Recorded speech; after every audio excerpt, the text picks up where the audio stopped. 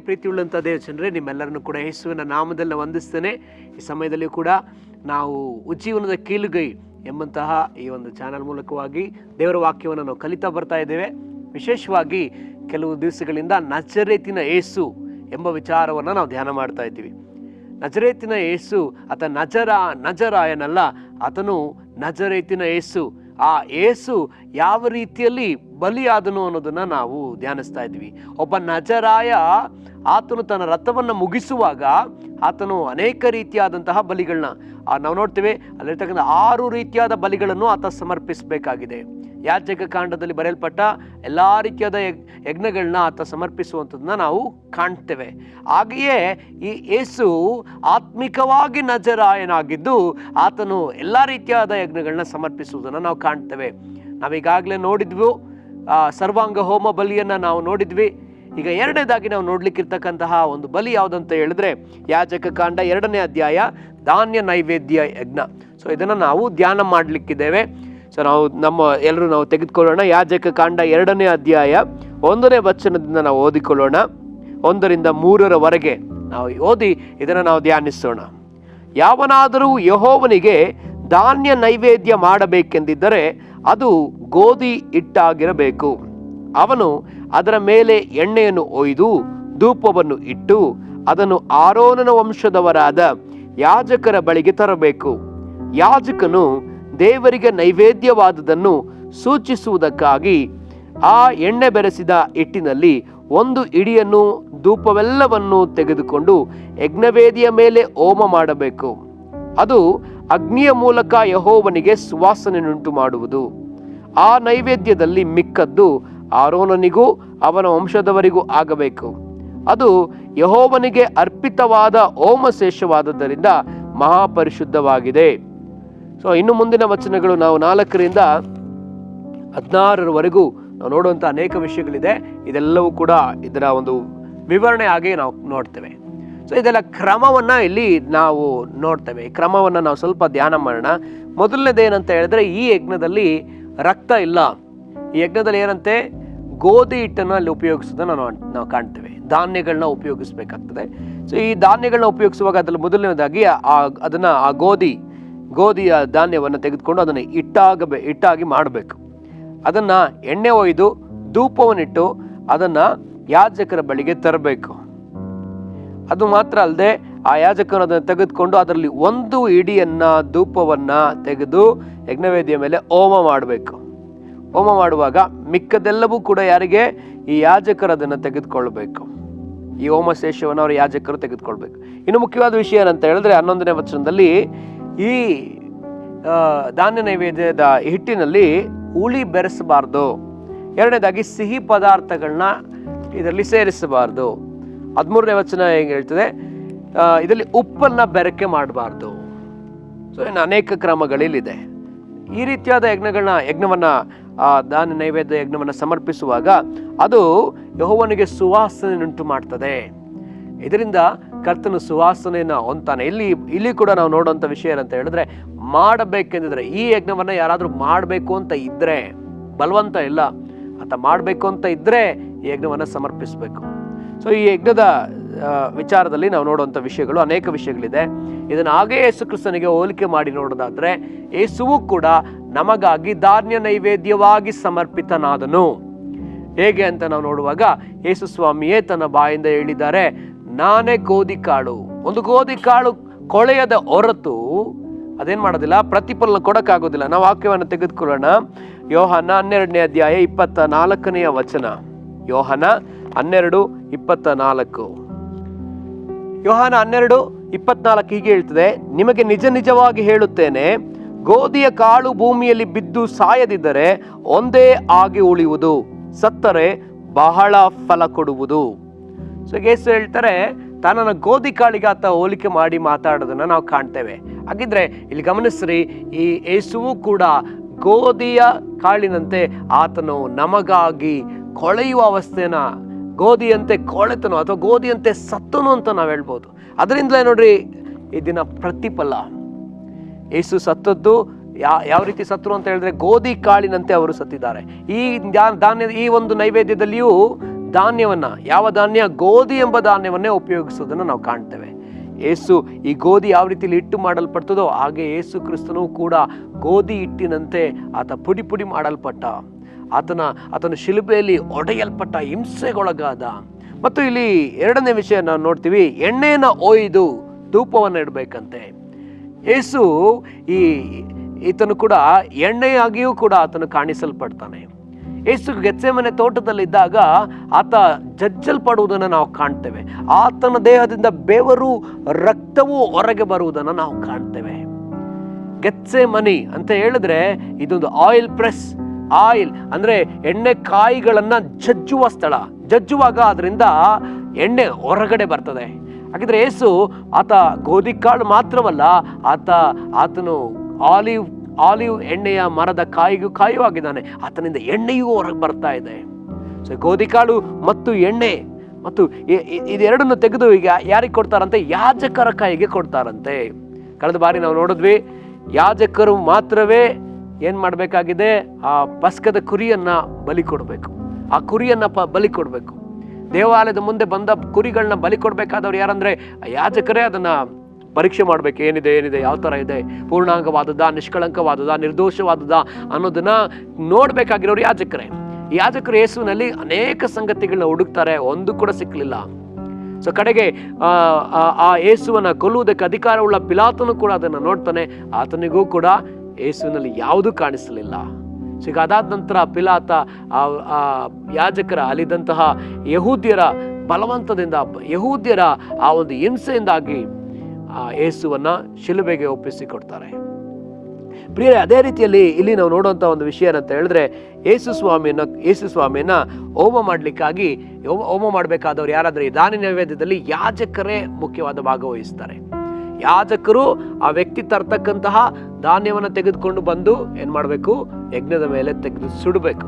ಹಾಗೆಯೇ ಇಲ್ಲಿ ಯೇಸುವನ್ನ ಬಲಿ ಕೊಟ್ಟವರು ಯಾರಾದ್ರೆ ಯಾಜಕರೇ, ಮಹಾಯಾಜಕರು, ಅಲ್ಲಿದ್ದಂತಹ ಯಾಜಕ ವರ್ಗದವರು. ಸೊ ಇಲ್ಲಿ ಕೂಡ ಅದನ್ನೇ ನಾವು ನೋಡ್ತೇವೆ. ಸೊ ಅದರಲ್ಲಿ ಇನ್ನೊಂದು ವಿಷಯ ನಾವು ನೋಡುವಂತ ವಿಷಯ ಏನಂದ್ರೆ, ಈ ಯಾಜಕರಲ್ಲಿ ಯಾಜಕರು ಏನ್ ಮಾಡ್ಬೇಕಂತೆ? ಅದರಲ್ಲಿ ಒಂದು ಹಿಡಿಯನ್ನ ಮಾತ್ರ ಧೂಪವನ್ನಿಟ್ಟು ಅದನ್ನ ಯಜ್ಞವೇದಿಯಲ್ಲಿ ಹೋಮ ಮಾಡ್ಬೇಕಂತೆ, ಮಿಕ್ಕದೆಲ್ಲ ಯಾಜಕರಿಗಂತೆ. ಸೊ ಹಾಗಿದ್ರೆ ಸ್ವಲ್ಪ ಹೋಮ ಮಾಡಬೇಕು, ಇನ್ನು ಮಿಕ್ಕದೆಲ್ಲವೂ ಕೂಡ ಊಟ ಮಾಡಬೇಕು. ಸೊ ಹಾಗಿದ್ರೆ ಇಲ್ಲಿ ಯೇಸುವು ಕೂಡ ಹಾಗೆಯೇ ಆತನ ಹೇಳ್ತಾನೆ, ನಾನೇ ಜೀವ ಕೊಡುವ ರೊಟ್ಟಿ. ಯೋಹನ 6ನೇ ಅಧ್ಯಾಯ 33ನೇ ವಚನ ಈಗ ಹೇಳ್ತದೆ. ನಾವು ತೆಗೆದುಕೊಳ್ಳೋಣ. ಯೋಹನ 6:33. ದೇವರು ಕೊಡುವ ಆ ರೊಟ್ಟಿ ಯಾವುದೆಂದರೆ ಪರಲೋಕದಿಂದ ಇಳಿದು ಬಂದು ಲೋಕಕ್ಕೆ ಜೀವವನ್ನುಂಟು ಮಾಡುವುದೇ ಎಂದು ಹೇಳಿದನು. ಸೊ ಇಲ್ಲಿ ನಾವು ನೋಡುವಂಥ ವಿಷಯ ಏನಂದ್ರೆ, ಜೀವ ಕೊಡೋ ರೊಟ್ಟಿ ಯಾವುದು ಅಂತ ನಾವು ನೋಡುವಾಗ ಯೇಸುವೆ ಜೀವ ಕೊಡುವ ರೊಟ್ಟಿ. ನಾವು ನೋಡ್ತೀವಿ ಇಲ್ಲಿ ಯಾಜಕರು ಅಲ್ಲಿ ಮಾಡಲ್ಪಟ್ಟಂತ ಆ ರೊಟ್ಟಿಯನ್ನ, ಆ ಗೋಧಿ ಹಿಟ್ಟಿನಿಂದ ಮಾಡಿದಂತಹ ರೊಟ್ಟಿಯನ್ನ, ಅದರಲ್ಲಿ ಅಥವಾ ಆ ಒಂದು ಹಿಟ್ಟನ್ನ ಸ್ವಲ್ಪ ಭಾಗವನ್ನ ಅವ್ರನ್ನ ನೈವೇದ್ಯ ಮಾಡಬೇಕು, ಮಿಕ್ಕದೆಲ್ಲವೂ ಕೂಡ ಯಾಜಕರೇ ಆ ಹೋಮಶೇಷವನ್ನ ಅನುಭವಿಸಬೇಕು. ಸೊ ಇಲ್ಲಿ ಕೂಡ ನಾವು ನೋಡುವಂಥ ವಿಷಯ, ಯೇಸು ಹೇಳ್ತಾರೆ, ನಾನು ತಂದೆಗಾಗಿ ಸಮರ್ಪಿಸಲ್ಪಟ್ಟೆ, ಹಾಗೆ ನೀವು ಕೂಡ ತಿನ್ನುವಂತಹ ರೊಟ್ಟಿಯಾಗಿದ್ದೇನೆ.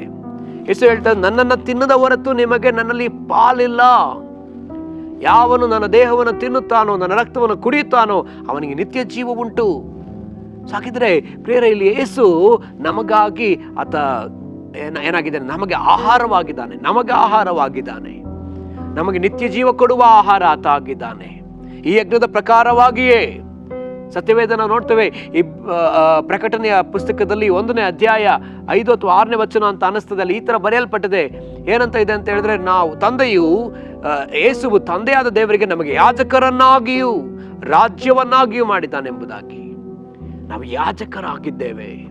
ನಾವು ಯಾಜಕರ ಧರ್ಮವೇನು? ಆ ಯಜ್ಞ ಶೇಷವನ್ನು ಅವರೇ ಊಟ ಮಾಡಬೇಕು. ಯೇಸುವೇ ನಮಗೆ ಯಜ್ಞ ನೈವೇದ್ಯ, ಧಾನ್ಯ ನೈವೇದ್ಯದ ಯಜ್ಞ ಆತನೇ. ಆತನಲ್ಲಿ ಉಳಿದ ಆ ಒಂದು ಯಜ್ಞಶೇಷವನ್ನ, ಉಳಿದಂತ ಆ ಹಿಟ್ಟನ್ನ ಯಾರು ತಿನ್ಬೇಕು? ನಾವೇ ಅದನ್ನ ತಿನ್ನಬೇಕಾಗಿದೆ. ಸೊ ಕರ್ತನಿಗೆ ಸ್ತೋತ್ರ. ನಾವು ಸಮರ್ಪಿಸಬೇಕಾದ ಅವಶ್ಯಕತೆ ಇಲ್ಲ. ಯೇಸು ಕ್ರಿಸ್ತನೇ ತನ್ನನ್ನು ಧಾನ್ಯ ನೈವೇದ್ಯವಾಗಿ ಸಮರ್ಪಿಸಿಬಿಟ್ಟನು. ಅದರಲ್ಲಿ ಆತನಲ್ಲಿ ನಾವು ಪಾಲು ತೆಗೆದುಕೊಳ್ಳಬೇಕಾದ ಒಂದು ಸ್ಥಳದಲ್ಲಿ ನಾವು ಈ ಸಮಯದಲ್ಲಿ ಇದ್ದೇವೆ. ಅದು ಮಾತ್ರವಲ್ಲದೆ, ಈಗ 3ನೇ ವಿಚಾರ ನಾವು ನೋಡೋದಾದ್ರೆ, ಯೇಸು ಕ್ರಿಸ್ತನು ನಮಗಾಗಿ ಧಾನ್ಯ ನೈವೇದ್ಯವಾದ. ಹಾಗೆಯೇ ನಾವು ಈ ಲೋಕಕ್ಕೆ ಧಾನ್ಯ ನೈವೇದ್ಯವಾಗಿದ್ದೇವೆ. ನಾವು ಈ ಲೋಕಕ್ಕಾಗಿ ಗೋಧಿ ಕಾಳಿನಂತೆ ಕೊಳೆಯಬೇಕಾಗಿದೆ. ನಾವು ಈ ಲೋಕಕ್ಕಾಗಿ ಎಣ್ಣೆಕಾಯಿಗಳಂತೆ ಜಜ್ಜಲ್ಪಡಬೇಕಾಗಿದೆ. ನಾವು ಈ ಲೋಕದ ಜನಗಳಿಗಾಗಿ ಯಾವ ರೀತಿಯಲ್ಲಿ ಯಜ್ಞಶೇಷ ಉಳಿಯಿತೋ ಹಾಗೆಯೇ ಜನಗಳಿಗೆ ರೊಟ್ಟಿಯಾಗಿ ಮಾರ್ಪಡಬೇಕಾಗಿದೆ. ಅನೇಕ ಜನರು ಹಸಿವೆಯಿಂದ ಇದ್ದಾರೆ, ರೊಟ್ಟಿಗಾಗಿ ಕಾಯ್ತಾ ಇದ್ದಾರೆ. ಆ ಅನ್ಯ ಸ್ತ್ರೀಯಳು ಯೇಸುವಿನಿಂದ ಬಂದು ಆಕೆ ಈ ರೀತಿಯಲ್ಲಿ ಹೇಳ್ತಾಳೆ, ಯೇಸುವೇ, ನಾಯಿಗಳು ಆ ಮೇಜಿನಿಂದ ಬೀಳುವಂತ ರೊಟ್ಟಿಯನ್ನು ತಿಂತವಲ್ಲ. ಯೇಸು ಹೇಳ್ತಾರೆ, ಮೊದಲು ಮಕ್ಕಳಿಗೆ, ಅದಾದ ನಂತರ ಬೇರೊಬ್ಬರಿಗೆ. ನನ್ನ ಮಕ್ಕಳಿಗಾಗಿ ಬಂದವನು, ಇಸ್ರಾಯೇಲರಿಗಾಗಿ ಬಂದವನು, ಅನ್ಯರಿಗಾಗಿ ಅಲ್ಲ ಅಂತ ಯೇಸು ಹೇಳಿದಾಗ ತಕ್ಷಣ ಆಕೆ ಹೇಳ್ತಾಳೆ, ಸ್ವಾಮಿ, ಆ ಒಂದು ಮೇಜಿನಿಂದ ಬೀಳುವಂತ ರೊಟ್ಟಿ ತುಂಡನ್ನ ನಾಯಿಗಳು ತಿಂತವಲ್ಲ. ಆಕೆ ನಾಯಿಗೆ ತನ್ನನ್ನು ಹೋಲಿಕೆ ಮಾಡಿಕೊಂಡು ಆ ತುಂಡು ರೊಟ್ಟಿಗಾಗಿ ಆಕೆ ಕೇಳ್ತಾಳೆ, ನನ್ನ ಮಗು ಆ ಜೀವವನ್ನು ಕೊಡಪ್ಪ, ನನ್ನ ಮಗಳಿಗೆ ಆ ಜೀವ ಕೊಡು. ನಾವು ಅನ್ಯರಾಗಿದ್ರು ಪರವಾಗಿಲ್ಲ, ನಮ್ಗೆ ಆ ತುಂಡು ರೊಟ್ಟಿ ಸಿಕ್ಕಲಿ. ಯೇಸು ಆ ನಂಬಿಕೆಯನ್ನು ನೋಡಿ ಆಕೆಯ ಮಗಳನ್ನ ಗುಣಪಡಿಸ್ತಾರೆ. ಪ್ರಿಯರೇ, ಅದೇ ರೀತಿಯಲ್ಲಿಯೇ ಈ ಲೋಕದಲ್ಲಿ ಅನೇಕರು ಈ ದಿವಸ ಆ ರೀತಿಯಾದಂಥ ಸ್ವಸ್ಥತೆಗಾಗಿ ಕಾಯ್ತಾ ಇದ್ದಾರೆ, ಆ ತುಂಡು ರೊಟ್ಟಿಗಾಗಿ ಕಾಯ್ತಾ ಇದ್ದಾರೆ. ನಾವು ತುಂಡು ರೊಟ್ಟಿಗಳಾಗಿ ಅವರಿಗೆ ಉಪಯೋಗವಾಗಬೇಕಾಗಿದೆ. ಲೋಕ ಹಸಿವೆಯಿಂದಲೂ ದಾಹದಿಂದಲೂ ಕಾಯ್ತಾ ಇದೆ. ನಾವಂತ ರೊಟ್ಟಿಗಳಾಗಿ ನಾವು ಮಾರ್ಪಡೋಣವೋ, ನಮ್ಮನ್ನು ಒಪ್ಪಿಸಿಕೊಡೋಣವೋ, ನಾವು ಧಾನ್ಯ ನೈವೇದ್ಯವಾಗಿ ಕರ್ತನಿಗೆ ಸಮರ್ಪಿಸಿಕೊಡೋಣವೋ. ನಾನು ಯಾವಾಗಲೂ ಹೇಳುವಂತೆ ಯೋಹಾನ 3:16 ನಾವು ಯಾವಾಗಲೂ ಓದ್ತೇವೆ. ದೇವರು ಲೋಕದ ಮೇಲೆ ಎಷ್ಟೋ ಪ್ರೀತಿಯನ್ನಿಟ್ಟು ತನ್ನ ಒಬ್ಬನೇ ಮಗನನ್ನು ಕೊಟ್ಟನು, ಆತನು ನಂಬುವ ಒಬ್ಬನಾದರೂ ನಾಶವಾಗದೆ ಎಲ್ಲರೂ ನಿತ್ಯ ಜೀವವೇ ಹೊಂದಬೇಕೆಂದು ಆತನನ್ನು ಕೊಟ್ಟನು. ಆದರೆ 1 ಯೋಹಾನ 3:16 ನಾವು ಅನೇಕ ಬಾರಿ ಓದುವುದಿಲ್ಲ. ಅದರಲ್ಲಿ ಈ ರೀತಿಯಲ್ಲಿ ಬರೆಯಲ್ಪಟ್ಟಿದೆ. ನಾವು ಓದೋಣ. 1 ಯೋಹಾನ 3:16, ಕ್ರಿಸ್ತನು ನಮಗೋಸ್ಕರ ತನ್ನ ಪ್ರಾಣವನ್ನು ಕೊಟ್ಟದ್ದರಲ್ಲಿಯೇ ಪ್ರೀತಿ ಇಂಥದೆಂದು ನಮಗೆ ತಿಳಿದು ಬಂದಿದೆ. ನಾವೂ ಸಹ ಸಹೋದರರಿಗೋಸ್ಕರ ನಮ್ಮ ಪ್ರಾಣವನ್ನು ಕೊಡುವ ಹಂಗಿನಲ್ಲಿದ್ದೇವೆ. ಯೇಸು ಶಿಲುಬೆಯಲ್ಲಿ ಸತ್ತು ನಮಗೆ ತೋರಿಸಿಕೊಟ್ಟಿದ್ದಾನೆ. ನಾವು ಅದೇ ರೀತಿಯಲ್ಲಿ ನಮ್ಮ ಸ್ನೇಹಿತರಿಗಾಗಿ ಪ್ರಾಣ ಕೊಡುವ ಹಂಗಿನಲ್ಲಿದ್ದೇವೆ. ನಮ್ಮ ಮೇಲೆ ಋಣಭಾರವಿದೆ. ನಾವು ನಮ್ಮ ಲೋಕದ ಜನಗಳಿಗಾಗಿ ನಾವು ಬೆಲೆ ತೆತ್ತಬೇಕಾಗಿದೆ. ಅವರಿಗಾಗಿ ನಾವು ಜಜ್ಜಲ್ಪಡಬೇಕಾಗಿದೆ, ಕೊಳೆಯುವ ಅವಸ್ಥೆಯನ್ನು ಅನುಭವಿಸಬೇಕಾಗಿದೆ, ನಾವು ತ್ಯಾಗ ಮಾಡಬೇಕಾಗಿದೆ, ನಾವು ಬಿಟ್ಟುಕೊಡಬೇಕಾಗಿದೆ. ಆಗ ಮಾತ್ರ ನಾವೂ ಸಹ ತಂದೆಯಾದ ದೇವರಿಗೆ ಧಾನ್ಯ ನೈವೇದ್ಯವಾಗಿ ಸಮರ್ಪಿಸಲ್ಪಡ್ತಾ ಇದ್ದೇವೆ. ರೋಮಾಪುರ 12ನೇ ಅಧ್ಯಾಯದಲ್ಲಿ ಹೇಳಲ್ಪಟ್ಟಂತೆ ನಾವು ಆತನಿಗೆ ಸಜೀವ ಯಜ್ಞವಾಗಿ ಸಮರ್ಪಿಸಲ್ಪಡ್ತಾ ಇದ್ದೇವೆ. ದೇವರ ಹಳೆ ಒಡಂಬಡಿಕೆಯಲ್ಲಿ ಹೊರಗಿರುವ ವಸ್ತುಗಳನ್ನ ಇಟ್ಟು ಯಜ್ಞ ಮಾಡಕ್ಕೆ ಹೇಳಿದ್ರೆ, ಆದ್ರೆ ಹೊಸ ಒಡಂಬಡಿಕೆಯಲ್ಲಿ ಆತ ಹೇಳ್ದ ಸಜೀವ ಯಜ್ಞ, ನಮ್ಮನ್ನೇ ಯಜ್ಞವಾಗಿ ಸಮರ್ಪಿಸ್ಬೇಕಂತ ಹೇಳಿ.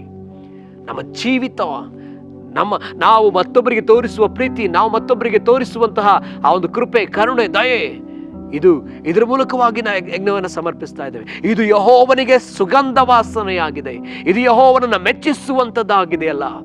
ಹಾಗಿದ್ರೆ ನಾವು ಕೂಡ ಯೇಸು ಕ್ರಿಸ್ತನಂತೆಯೇ ಧಾನ್ಯ ನೈವೇದ್ಯವಾಗಿ ಸಮರ್ಪಿಸಲ್ಪಡೋಣವೋ? ಈ ಲೋಕ ಆ ತುಂಡು ರೊಟ್ಟಿಗಾಗಿ ಕಾಯುತ್ತಿರುವ ಲೋಕಕ್ಕೆ ನಾವು ಕೂಡ ಅವರ ಹಸಿವೆಯನ್ನು ನೀಗಿಸುವಂತಹ ರೊಟ್ಟಿಗಳಾಗೋಣವೋ? ಪ್ರಾರ್ಥನೆ ಮಾಡೋಣವಾ? ರೊಟ್ಟಿಗಾಗಿ ಕಾಯುತ್ತಿರುವ ಜನಗಳಿಗಾಗಿ, ಆ ತುಂಡು ರೊಟ್ಟಿಗಾಗಿ ಕಾಯುತ್ತಿರುವ ಜನಗಳಿಗಾಗಿ ನಾವು ನಮ್ಮನ್ನು ಒಪ್ಪಿಸಿಕೊಡೋಣವಾ?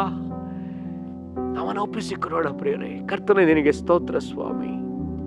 ಕರ್ತನೆ, ತುಂಡು ರೊಟ್ಟಿಯಾಗಿ ನಾವು ಕರ್ತನೆ ಅಪ್ಪ ಜನಗಳಿಗೆ ಉಪಯೋಗವಾಗಲಿ ಅಪ್ಪ. ಜನಗಳಿಗೆ ಜೀವ ಕೊಡುವ ರೊಟ್ಟಿಯಾಗಿ ನಮ್ಮನ್ನು ಉಪಯೋಗಿಸಿಕೊ. ಜನಗಳಿಗೆ ನಿರೀಕ್ಷೆಯನ್ನ ತರುವ ರೊಟ್ಟಿಯಾಗಿ, ಜನಗಳ ಜೀವಿತವನ್ನ ಕರ್ತನೆ ಗುಣಪಡಿಸುವ ರೊಟ್ಟಿಯಾಗಿ, ಸಮಾಧಾನ ತರುವ ರೊಟ್ಟಿಯಾಗಿ, ಬಿಡುಗಡೆ ತರುವ ರೊಟ್ಟಿಯಾಗಿ, ಪಾಪವನ್ನೆಲ್ಲ ಕರ್ತನೆ ಪಾಪದಿಂದ ಬಿಡುಗಡೆ ಮಾಡುವ ರೊಟ್ಟಿಯನ್ನಾಗಿ ನಮ್ಮನ್ನು ಉಪಯೋಗಿಸಿಕೊ. ಕರ್ತನೆ, ನೀನು ಕೂಡ ಕರ್ತನೆ ನೀನೇ ಬಾಯಿ ತೆರೆದು ಹೇಳಿದೆಯಲ್ಲ, ಈಗೋ ನಾನೇ ಜೀವ ಕೊಡುವ ರೊಟ್ಟಿ ಎಂಬುದಾಗಿ ಹೇಳ್ದಲ್ಲ ಸ್ವಾಮಿ. ಹಾಗೆ ನಾವು ಕೂಡ ಜೀವ ಕೊಡುವ ರೊಟ್ಟಿಗಳಾಗಿ ಮಾರ್ಪಡಲಿ, ನಮ್ಮನ್ನೇ ಸಮರ್ಪಿಸಿ ಕೊಡುವಂತಾಗಲಿ ಕರ್ತನೆ. ಸ್ವಾಮಿ, ದೇವಜನರಾದ ನಾವು ಕರ್ತನೆ, ಹೌದಪ್ಪ, ಪ್ರತಿಯೊಬ್ಬೊಬ್ಬರೂ ಸಹ ನಮ್ಮನ್ನು ಸಮರ್ಪಿಸಿಕೊಳ್ಳೋದಕ್ಕೆ ಸಹಾಯ ಮಾಡು ಸ್ವಾಮಿ. ಸ್ವಾರ್ಥವನ್ನು ಬಿಟ್ಟು ಕರ್ತನೆ ನೀನು ಬಯಸುವಂತಹ ರೊಟ್ಟಿಯಾಗಿರೋದಕ್ಕೆ ಸಹಾಯ ಮಾಡು ಕರ್ತನೆ.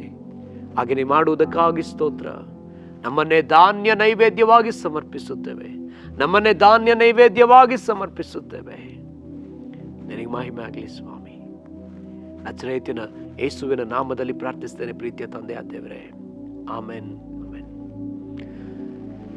ಕರ್ತನಲ್ಲಿ ಪ್ರೀತಿಯುಳ್ಳಂಥ ದೇವಜನರೇ, ನಿಮ್ಮೆಲ್ಲರಿಗೂ ನಾನು ವಂದನೆ ತಿಳಿಸ್ತೇನೆ. ವಿಶೇಷವಾಗಿ ಈ ಒಂದು ಸಂದೇಶಗಳನ್ನ ನೀವು ಕೇಳ್ತಾ ಇದ್ದೀರಿ. ನಾನು ನಂಬ್ತೇನೆ ಈ ಸಂದೇಶಗಳನ್ನ ದಯವಿಟ್ಟು ಮರೆಯದೆ ನಿಮ್ಮ ಸ್ನೇಹಿತರಿಗೆ ಶೇರ್ ಮಾಡಿರಿ. ಸಾಧ್ಯ ಆದಷ್ಟು ಸಬ್ಸ್ಕ್ರೈಬ್ ಮಾಡಿರಿ. ನೀವು ಸಬ್ಸ್ಕ್ರೈಬ್ ಮಾಡದೆ ಅನೇಕರು ನೋಡ್ತಾ ಇದ್ದೀರಿ.